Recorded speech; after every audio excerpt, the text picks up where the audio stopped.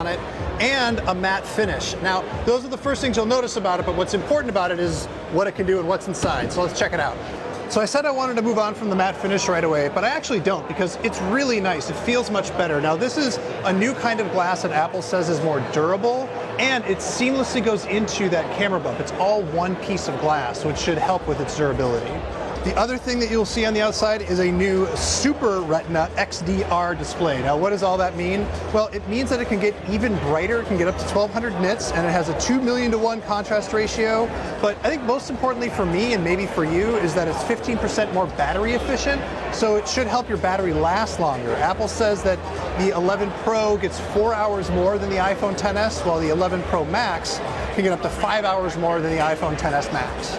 Now, the other reason that this should be more efficient is it has the new A13 Bionic processor. It is, of course, faster than the last processor, and Apple says that it has the most powerful GPU or CPU ever on a smartphone. And you know what? That's not that much of a surprise. It's not like anything was catching up to the A12 in the first place, but this is definitely doing a pretty good job rendering a web page really, really fast. Now, the most important thing to talk about is the cameras. There is a telephoto, the standard wide angle, and now an ultra wide. There's 3 there. They're all 12 megapixels, and they can all basically record the same quality video and take basically the same quality photos. So not a single one of them is the worst quality than the others overall. So if we look inside the camera app, actually, weirdly, my favorite thing is this new redesigned camera app. So when you're in the standard 1X mode, the viewfinder fills the whole screen, which looks cool, but also it lets you know the mode of photo you're taking without having to see a little button. You can go to the wide and it zooms in, or we can go all the way in with the telephoto. Or like on a Samsung, you can drag your finger, and as you drag your finger, you can see it also shows you the millimeters. So if you actually speak like a camera person, you understand that the 2X is a 52mm equivalent, the wide is a 26mm equivalent, and then the ultra wide is a 13mm equivalent. Now, the selfie camera is also better now. It is a 12 megapixel camera, and it has a standard wide, or it zooms in, so you can choose whether you want the wide angle or not, but it is still a single lens.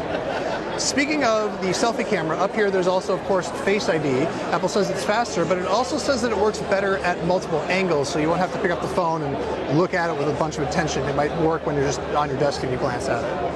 Now, there are some other features in the camera we're talking about. One thing that isn't here yet is night mode, which will be hopefully an equivalent to what the Google Pixel is doing, or theoretically better. You also have this new quick capture feature, so instead of just taking a photo, I can hold my finger down and it'll start recording a video there, which is really nice. It works basically the way that, like, I don't know, Instagram works, which I much prefer that.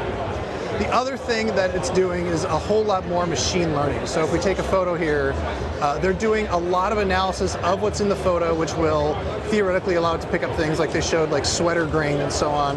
I have no idea if it's actually happening here, but for certain scenes, they're doing a lot more neural analysis and machine learning on the photo itself to improve its quality. Now, there are a few other odds and ends to talk about. It comes in a new midnight green color, which hopefully we're gonna go see, and I deeply love the midnight green color, like way too much. It no longer has like the haptic 3D touch. You sort of do long presses instead to do that, and I don't miss that at all. It still uses a lightning port, wah wah, but it comes with an 18-watt charger in the box, finally, and that 18-watt charger uses USB-C, finally. So, you know, baby steps, we're getting there, so that's exciting.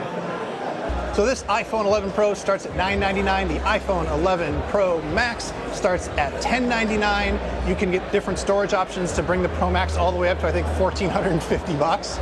Pre-orders start on September 13th, and they start shipping on September 20th.